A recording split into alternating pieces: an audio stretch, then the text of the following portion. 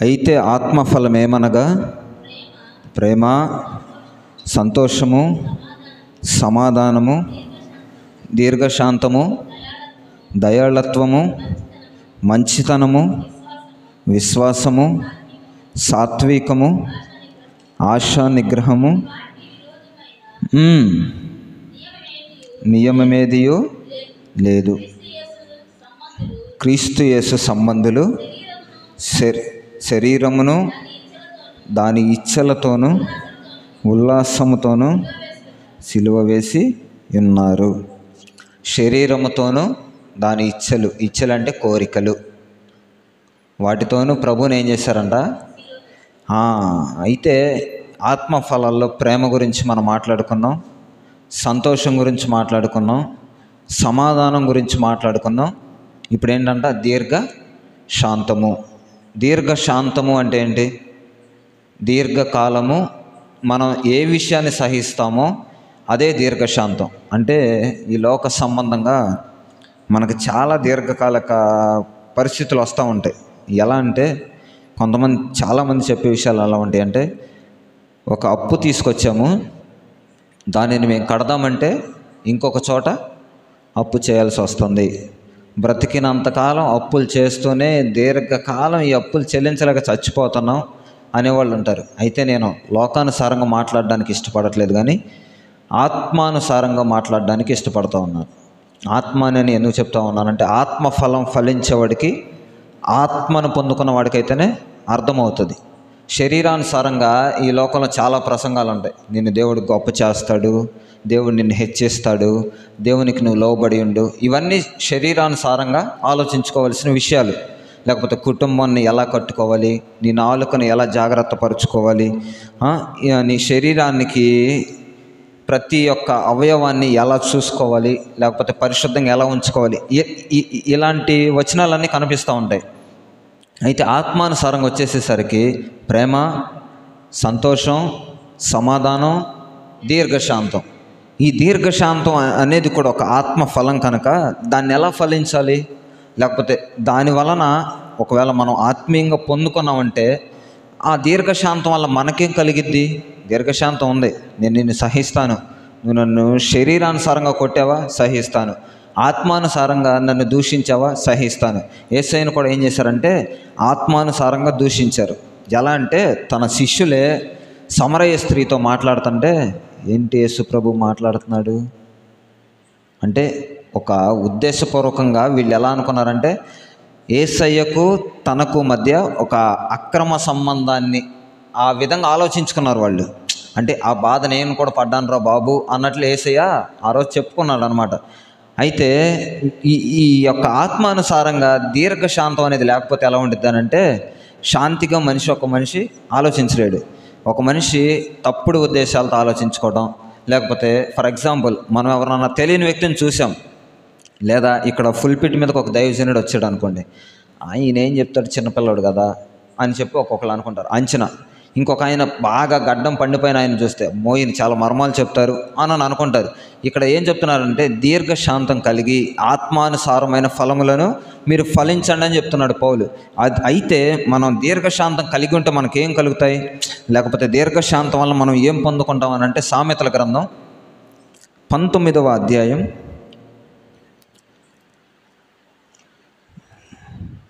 19వ అధ్యాయం 11వ వచనం.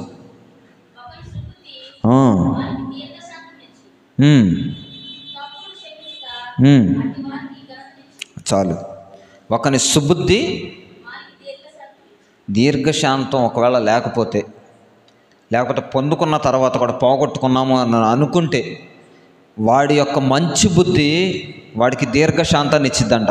ఇందాక నేను అదే చెప్తున్నా. శిష్యులు కూడా యేసయ్యతో ఉన్నారు, కానీ వాళ్ళు కపట ఆలోచన కలిగిన వారై వాళ్ళు ఆలోచించిన ఆలోచన వల్ల వాళ్ళకి అక్కడ ఏమైందనంటే మంచి బుద్ధి అనేది లేదు. ఆయన యేసయ్య శిష్యులను బట్టి బాధపడ్డాడు. ఇక్కడ చాలామంది చాలా వ్యక్తుల పట్ల ఒక మంచి అభిప్రాయం ఉండదు.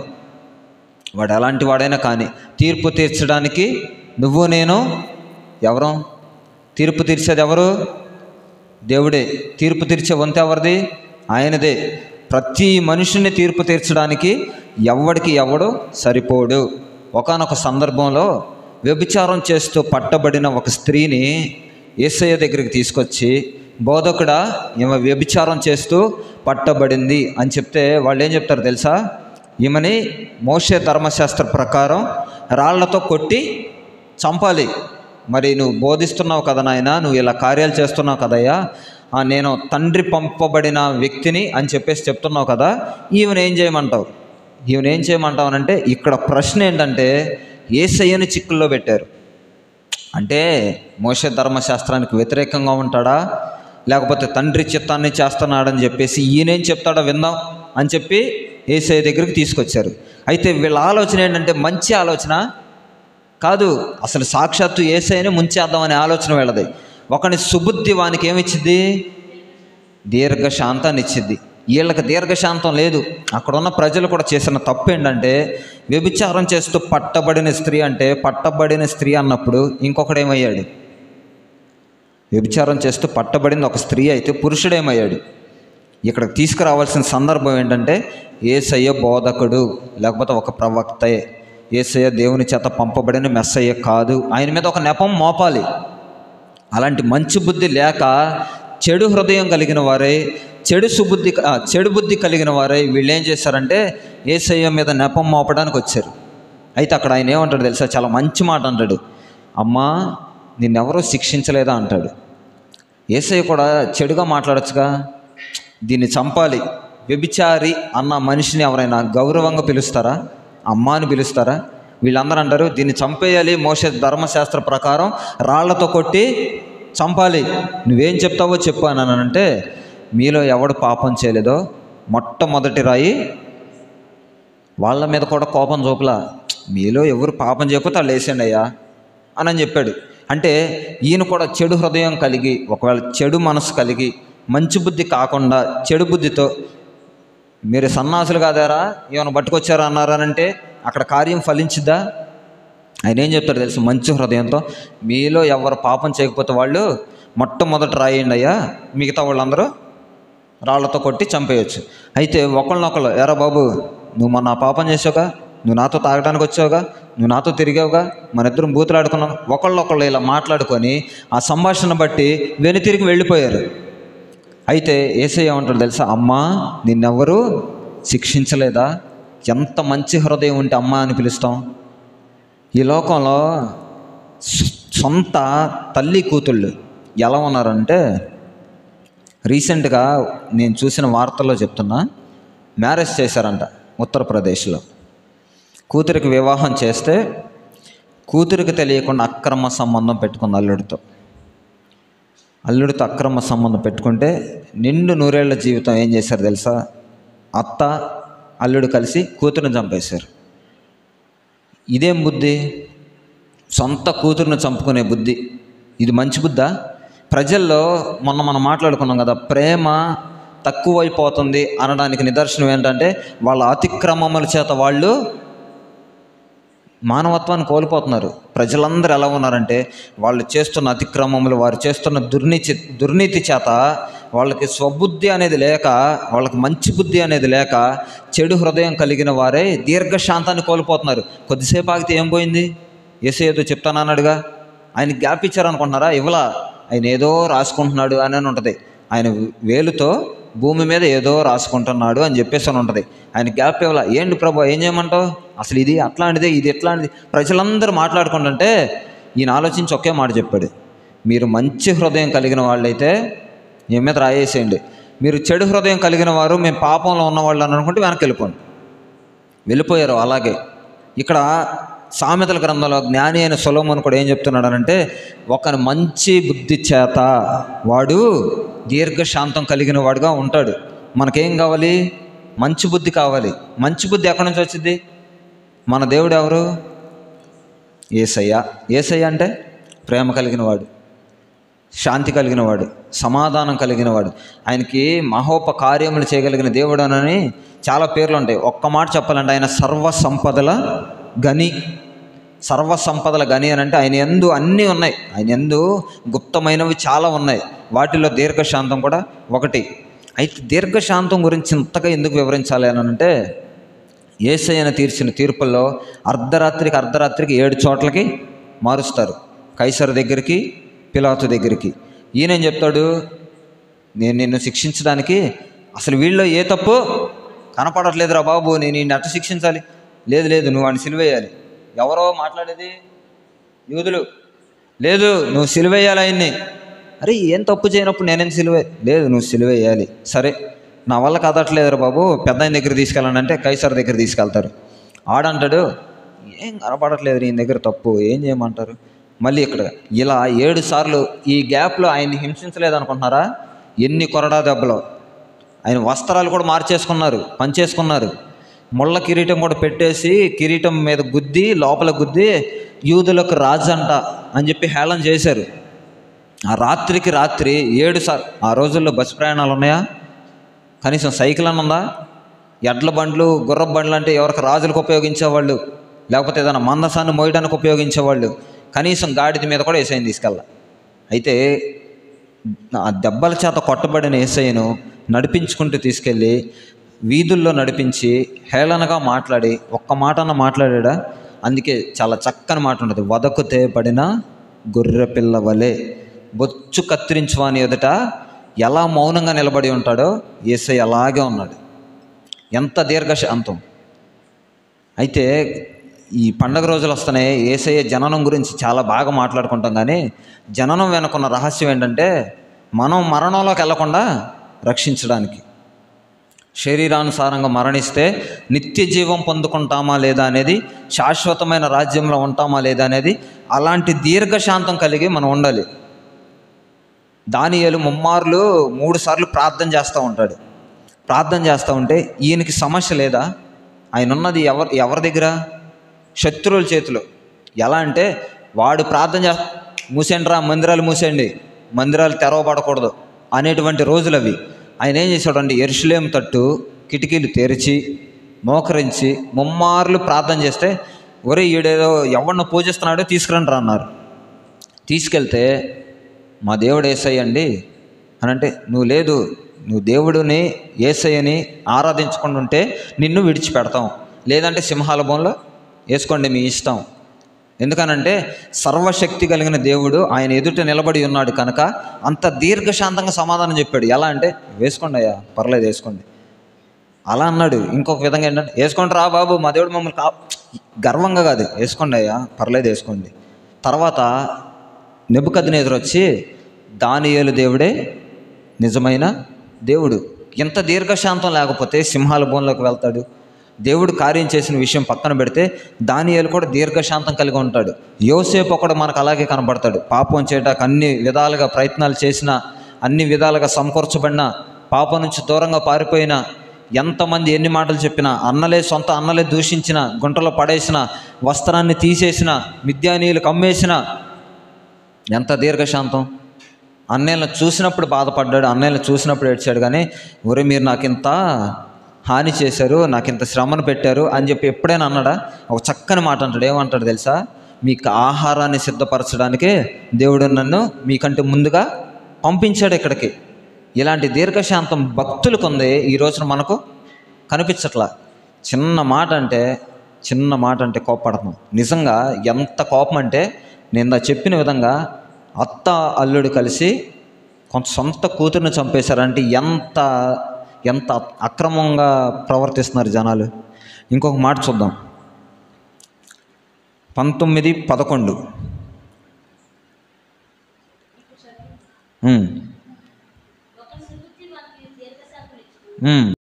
ఇచ్చాడు దేవుడు. తప్పొప్పులు కలుగజేయో ఫలము మీ ఎదుటైనా ఉన్నది, ప్రతిదీ తినొచ్చు, దీని ఒక్కదాన్ని మాత్రం మీరు. ఎంతటి స్వేచ్ఛనిచ్చాడు దేవుడు. ఈ స్వేచ్ఛ మనకేమైందో తెలుసా? ఉరిగా బిగించబడిపోయింది. సాతాను వచ్చి ఒక మాట చెప్తే అవునా అన్నారు, అంతే. అవునా అన్న తర్వాత వాళ్ళు చేసిన కార్యం దేవునికి తెలీదా? వాళ్ళు చేస్తారని తెలీదా? తెలుసు. కానీ ఎందుకు పెట్టాడు? దేవుడు మనకు స్వేచ్ఛనిచ్చాడు. ఇప్పుడు ఫర్ ఎగ్జాంపుల్ నేనే ఉన్నా, మీ ఎదుట ఏదన్నా తప్పు చేశా, మీరు క్షమించే స్వభావం మీలో ఉందా లేదా? మనుషులుగా నేను మీకు ఏదన్నా అపకారం చేశా, ఆ అపకారానికి బదులు నన్ను క్షమించండి అని నేను మిమ్మల్ని అడిగాను, లేదు, దేవుని బిడ్డలుగా నేను దేవుని కోరాను, మీరు ఒక దేవుని సంబంధులుగా దేవునికి విలువిచ్చే బిడ్డలుగా ఉన్నప్పుడు ఆ బిడ్డను నేను క్షమించాలి. ఆ తప్పు చేశాడు, లేకపోతే ఒప్పుకుంటాడు, దేవుని ఎదుట నిలబడి ఉన్నాడు, తప్పు చేయకముందు తప్పు చేసిన తర్వాత మనిషి క్రియలు మారాయి అని తెలుసుకున్న తర్వాత కూడా తప్పులు క్షమించేవారుగా ఉన్నామా లేమా? విశ్వాసనే క్షమించలేకపోతే లోకానుసారంగా తిరిగే వాళ్ళు మనం క్షమించగలుగుతామా? వీడు తాగొచ్చిరే నన్ను, నా బిడ్డల్ని, నా భార్యని, వీడంతా వీడి బ్రతికంత తాగొచ్చి నన్ను అంటాడండి. విశ్వాసగా నీకే లేదు, ఆడికింద ఉండిద్ది బుద్ధి. తాగినోడికి జ్ఞానం ఉండదంట, సామెతల గ్రంథంలో ఉంటుంది. మద్యం పుచ్చుకునేవాడు జ్ఞానహీనుడు అని ఉంటుంది. అలాంటి జ్ఞానహీనుడికి మనం ఎన్నిసార్లు చెప్పినా ఏం సుఖం? అయితే ఈ రాత్రి నువ్వు నేను తప్పులు క్షమించగలిగే దీర్ఘశాంతాన్ని పొందుకున్నామా? లేక తప్పులు క్షమించకుండా వారిని వేరొక విధంగా ఇబ్బంది పడుతూ వేరొక విధంగా, అంటే మనకు ఆత్మఫలాల్లో దీర్ఘశాంతం అనే ఫలం ఉంటుందా? ఆ ఫలాన్ని మనం పొందుకోగలుగుతామా? మనకు మనమే పరీక్షించుకోవాలి. ఒకని సుబుద్ధి, ఒకటి మంచి బుద్ధి దీర్ఘశాంతం ఇస్తే ఆ దీర్ఘశాంతం ద్వారా నువ్వు తప్పులు కూడా క్షమించగలుగుతావు. అదే 19, 11 మళ్ళీ దీర్ఘశాంతం ఇచ్చిద్ది, తప్పులు క్షమిస్తుంది, ఘనతనిచ్చిద్ది. తప్పులు క్షమించిన తర్వాత నీకేమొచ్చిందో తెలుసా? ఘనత వచ్చింది. ఈ లోక సంబంధంగా శాలువాలకు అప్పకపోవచ్చు, మంచి మంచి దండలు వేయకపోవచ్చు. దేవుడు ఏం చేస్తాడు తెలుసా? నీకు ఒక మంచి కిరీటాన్ని ఇస్తాడు. పరలోకంలో కిరీటం ఉండిద్ది తెలుసా? ఇంతమంది విశ్వాసాన్ని నేను సమకూర్చానయ్యా నీ కోసం అని చెప్పానంటే, అవునరా బాబు అని చెప్పి నీకు ఒక కిరీటం ఇచ్చి నీ కిరీటంలో రత్నాలు పోగు చేస్తాడు. ఎంతమంది విశ్వాసం నువ్వు సమకూర్చావు దేవుని ఎదుట? ఎంతమందిని చెడగొట్టావో లెక్క చూడ్డా? ఎంతమందిని క్షమించలేదో లెక్క చూడ్డా?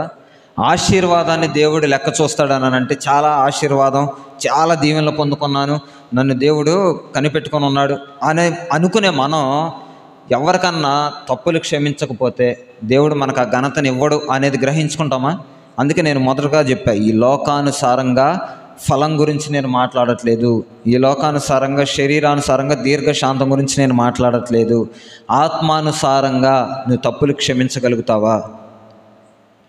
ఆత్మానుసారంగా దేవుని ఎదుట దీర్ఘశాంతం కలిగి ఉన్నావా?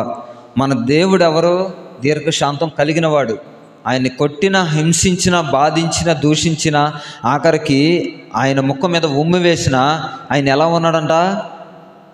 వీరు చేస్తున్నది వీరికి తెలియదయ్యా, వీరిని ఏం చేయాలి?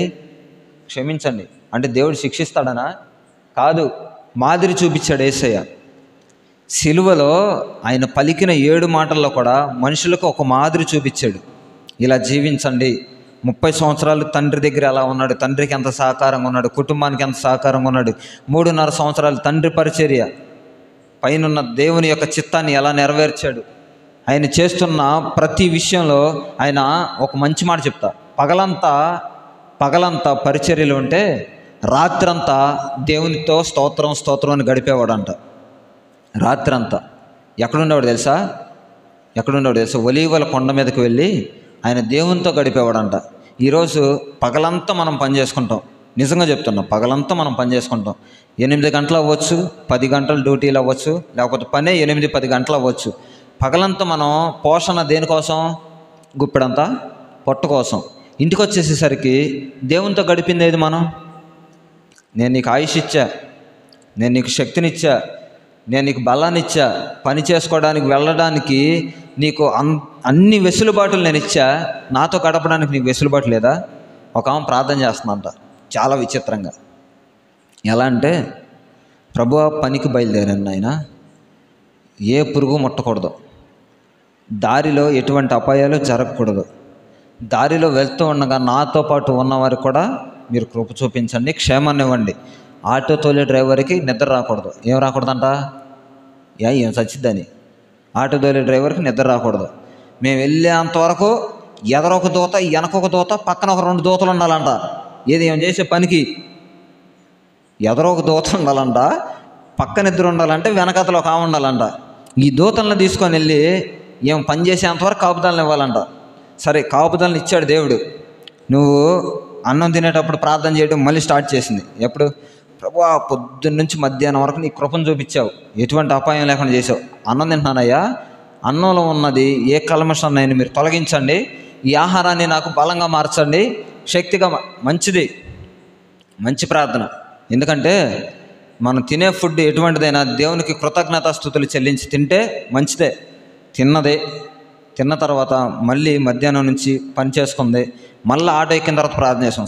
స్తోత్రం నాయన, ఆటో బయలుదేరుతున్నాను ఆయన, ఇంటికి వెళ్ళబోతున్నాం యేసయ్య, వెనక ముందు పక్కన దూతలు ఉంచండి అయ్యా. ఇప్పుడు దాకా ఆడికి వెళ్ళారు వాళ్ళు అంటే తోటలోకి వెళ్ళాక వెళ్ళిపోయారు. మళ్ళీ వెనక ముందు పక్కన దూతలు ఉంచండి నాయన, ఇంటికి వెళ్ళేంతవరకు నీ కాపుదలను ఇవ్వండి నాయన. ఆటో డ్రైవర్ ఇప్పుడే వచ్చాడయ్యా, ఒకవేళ తోలి అలసిపోయి ఉంటాడేమో, నిద్ర రాకుండా. చాలా బాగా మంచి ప్రవర్తన, మంచి ప్రార్థనే. అయితే ఇంటికి వచ్చిన తర్వాత ఎలా ఉందనంటే, నువ్వు పనిలో ఉన్నంతసేపు పనిలో తోడుగా ఉండు, నాతో తోడుగా ఉండు, పనిలో బలహీన పడకుండా చూడు అని అంటున్నావు. నీ సొంతంగా నువ్వు దేవునితో గడిపింది గడిపింది ఎలా గడిపిందో తెలుసా? ఎంత దీర్ఘశాంతం గురించి ఇప్పుడు చెప్తున్నా. పగలంతా చాలా దీర్ఘశాంతంతో ఎవరితో మాట్లాడట్లా, పంజాబం చేసుకుంటుంది, ఏదన్నా మాటల సందర్భం వచ్చి మాట్లాడాల్సి వస్తే మాట్లాడుతుంది. దేవునికి కృతజ్ఞతాస్తుతులు. స్తోత్రం నాయన, కాపాడుతున్నావు నాయన, పనిలో తోడుగా ఉంటున్నావయ్యా, బలపరుస్తున్నావయ్యా, ఎండ అయినా కానీ నాకు చక్కగా నీడచ్చావయ్యా, లేకపోతే ఎండలో కూడా నన్ను నీరసంగా ఉండకుండా చేసావయ్యా. ఇలా చేస్తున్న ప్రార్థన ఇంటికి వచ్చేసేసరికి అన్నం తింది, భర్తకు అన్నం పెట్టుకుంది, పిల్లలకు భోజనం పెట్టుకుంది, చక్కగా అన్ని వసతులు అయిపోయిన తర్వాత 8:30కి స్టార్ట్ చేసింది. ఏంటది? టీవీ పెట్టింది. ఇది దీర్ఘశాంతం అంటే చెప్తున్నా. టీవీ 8:30కి పెట్టి 11 వరకు చూసిందంట. ఒక అరగంట సమయం క్రికెట్ మ్యాచ్ వస్తుంటే పిల్లలిద్దరని వాళ్ళ ఆయన చూస్తున్నాడంట. ఇది నిజంగా రియల్గా జరిగిన స్టోరీ. ఒక పాస్ట్ గారు విజిటింగ్కి వెళ్తే చూశాడంట ఇది. అయితే 11కి, అయితే ఆ రోజు మీరు అనొచ్చు, చాలా తెలివిగల వాళ్ళు ఉంటారు, 11కి పాస్ట్ గారికి ఏం పని అనొచ్చు. ఆయన కోట ముగించుకొని ఎప్పటి నుంచో రమ్మంటుందంట ఆవిడ. అయ్యగారు మా ఇంటికి ఒకసారి రండి అయ్యా, మీరేమో ఖాళీ లేకుండా అయిపోయారు అని అంటే, సరేరా దారిలో అక్క ఉంటుంది కదా, అక్కోళ్ళ ఇంటి దగ్గర ఆపండి అని చెప్పేసి అన్నాడంట దైవజనుడు. ఆపేసి వెళ్ళిన తర్వాత లోపలికి వెళ్తే 8:30కి పెట్టింది టీవీ, 11 వరకు ఆపలా. నాన్ స్టాప్గా సీరియల్ చూసింది. పనిలో తోడున్న దేవుడు ఈ సీరియల్లో కూడా తోడున్నాడు. అర్థమైందా మీకు? టీవీకి అటుపక్క ఇటుపక్క ఎదరా వెనక దేవదూతలు నుంచాడు దేవుడు. ఏం చూస్తూ ఉంది. 11కి నిద్ర వచ్చింది. 11:30కి మ్యాచ్ అయిపోయిందని ఈయన ఏం చేశాడంటే, అప్పుడు వరకు రిమోట్ క్లియర్గా ఆడవాళ్ళు, వీళ్ళు రిమోట్ తీసుకొని ఏం చేశాడంటే మ్యాచ్ పెట్టుకొని చూస్తున్నాడు. ఏమయ్యో ప్రార్థన చేసుకోవాలి, టీవీ కట్టే అందంట. ఎప్పుడు? 11కి. సరే ఈయన టీవీ కట్టేశాడు. 11కి టీవీ కట్టేస్తే అరగంట మ్యాచ్ ఉంది. ఏమో 11కి మోకరించి 11:02 లైట్లన్నీ ఆపేసిందంట. ఏమైనా లైట్లు ఆపేసాం ఏంటంటే, ప్రార్థన అయిపోయిందిలే అందంట. అది ఏం ప్రార్థన చేసిందేమా? ఏం చేసిందో చెప్తా వినండి. ప్రభా పగలంతా కాపాడావు, ఇంటికి తీసుకొచ్చావు, ఆహారాన్ని ఇచ్చావు, తిన్నాం, తృప్తిగా ఉన్నాం, సీరియల్ చూస్తా కూడా నీ కృపనిచ్చావు. ఇప్పుడు పడుకుంటున్నా, పడుకునే ముందు మెడ మీద కానీ, పొట్ట మీద కానీ, తల మీద కానీ ఏది నన్ను తొక్కకూడదయ్యా. ఎందుకు తొక్కిద్ది? అసలు నువ్వు దాంతోనే గడుపుతుంటే ఎక్కువగా, నన్ను ఏది తొక్కకూడదయ్యా. మళ్ళీ ఇప్పుడు అసలు ప్రార్థన ఇదే. వెనక దేనికి? మంచానికి ముందు వెనక ఇరువైపులు అంట దేవదూతలు ఉంచాలంట. ఏమో టీవీ చూసేటప్పుడు దేవదూతలు కావాలి, పనికి వెళ్ళినప్పుడు దేవదూతలు కావాలి. ప్రార్థన విషయానికి వచ్చి దేవునితో గడపడానికి మాత్రం ఏమొచ్చిందో తెలుసా? అలసట వచ్చేసిందయ్యా, నీకు తెలియదయ్యా నేను ఎంత పని చేశాను దేవా అంటుందంట. పడుకోవడానికి ఏడుంది దీర్ఘశాంతం? మంచి బుద్ధి కలిగి ఉంటే దీర్ఘశాంతం ఉంటుంది. నీకు మంచి బుద్ధే లేదు, నీకు ఎంతవరకు అపాయం జరిగిద్ది, ఎంతవరకు పొంచి ఉన్న అపాయాలు తప్పించబడడానికి, లేకపోతే బాధలు తప్పించబడడానికి తప్ప నువ్వు సేద తీర్చబడే సమయానికి అపాయాలు నన్ను ఏం చేయకూడదు, సాతాను నన్ను ఏం చేయకూడదు, ఈ రాత్రి అంతా నన్ను గలిబిలి చేయకూడదు. పడక చుట్టూ నీ దేవదూతలు ఉంచానని ప్రార్థన చేసిన ఆమె 2 నిమిషాల్లో ప్రార్థన చేసి ముగించింది. నువ్వు 8 నుంచి 11 వరకు సినిమాలు చూసావు, లేకపోతే సీరియల్ చూసావు. అప్పుడు దేవుడు అడిగితే ఏంటి ప్రశ్న? ఎక్కడుంది మంచి బుద్ధి? ఉదయం నుంచి ప్రార్థన చేసావు, మంచిదే. నీ మంచి బుద్ధి ఈ కొద్దిసేపట్లో ఏమైంది? మంచి బుద్ధి అనేది చాలామంది కోల్పోతున్నారు చిన్న చిన్న విషయాల్లో. అందుకే మీరు తప్పులు క్షమించేవారిగా ఉండాలి. అప్పుడే మీకు ఘనత వచ్చింది. ఉదయం నుంచి అసలు మరీ ప్రార్థనేనమ్మా, పనికి వచ్చినా ప్రార్థనే, ఇలా అనుకునే వాళ్ళు అంట ఆమె గురించి. పనికి వచ్చినా చక్కగా ప్రార్థన చేసుకునేది.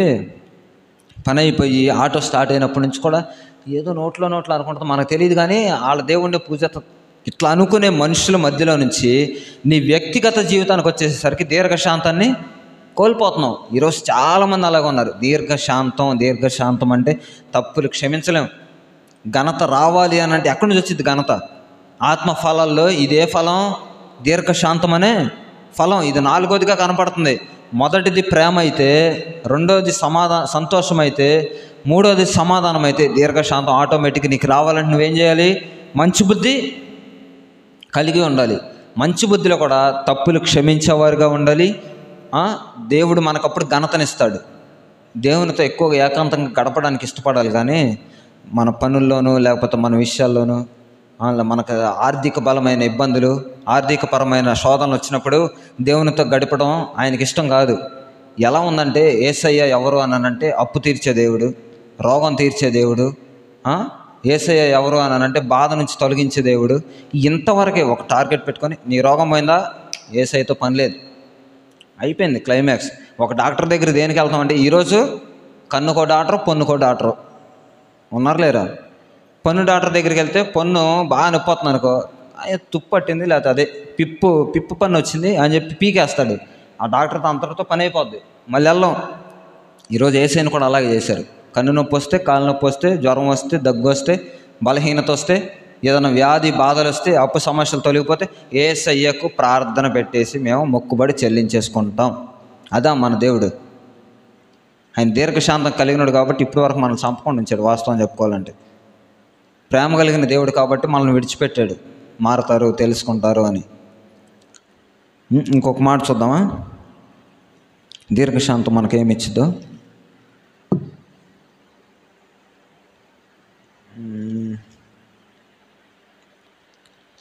యెషయా 32:17.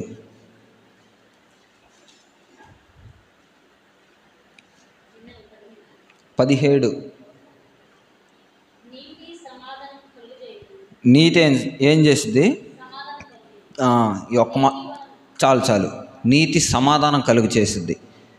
నీతి సమాధానం కలుగు చేస్తుంది. నీతి ఎప్పుడు వచ్చింది మనకి? అసలు నీతి అంటే ఏంటి? నీతి అంటే మన భక్తి మనకు నీతా? మన విశ్వాసం మనకు నీతా? కాదు. దేవుని ఎదుట మనం భక్తిగా ఉన్నాము, భక్తిగా జీవిస్తున్నాము అనుకుంటే నీతా? అందుకే చాలామంది భక్తులు ఏమని ప్రార్థన చేస్తారు తెలుసా? నా నీతిని బట్టి కాదయ్యా, నా నీతిని బట్టి కాదు, నీ యొక్క నామాన్ని బట్టి ప్రార్థన చేస్తున్నాను, నేను మురికి పేలిక లాంటి వాడిని, నేను ఎన్నిక లేని వాడిని అని తగ్గించుకొని మాట్లాడతారు. అయితే ఇక్కడ ఏముందంటే నీతి సమాధానం కలుగు చేస్తుంది. చాలామందికి దీర్ఘశాంతం లేకపోవడం వల్ల నీతి అనే వస్త్రాన్ని ధరించుకోలేకపోతున్నారు. ఆ నీతి లేకపోతే మనకు సమాధానం ఉండదు, తప్పులు క్షమించే స్వభావం ఉండదు, ఘనత పొందుకునే స్వభావం ఉండదు. అయితే ఈ రాత్రి మాట్లాడాలనుకున్న మాట ఏంటంటే, మీరు ఆత్మ ఫలాన్ని ఫలించాలి అంటే, మీరు దీర్ఘశాంతం కలిగి ఉండాలి అని అంటే, మీరు మొదట మంచి బుద్ధిని కలిగి నీతిగా ప్రవర్తిస్తే మీకు సమాధానం కలుగుతుంది. తప్పులు క్షమించేటువంటి గుణాన్ని దేవుడు ఇస్తాడు. దేవుని యొక్క నామం మన ద్వారా ఘనపరచబడిద్ది. అలాంటి సమయాల్లో మనల్ని దేవుడు ఘనపరుస్తాడు. ఈ రాత్రి ఈ దీర్ఘశాంతం అనే ఆత్మఫలం మనమందరం పొందుకుందుము గాక. ఆమేన్.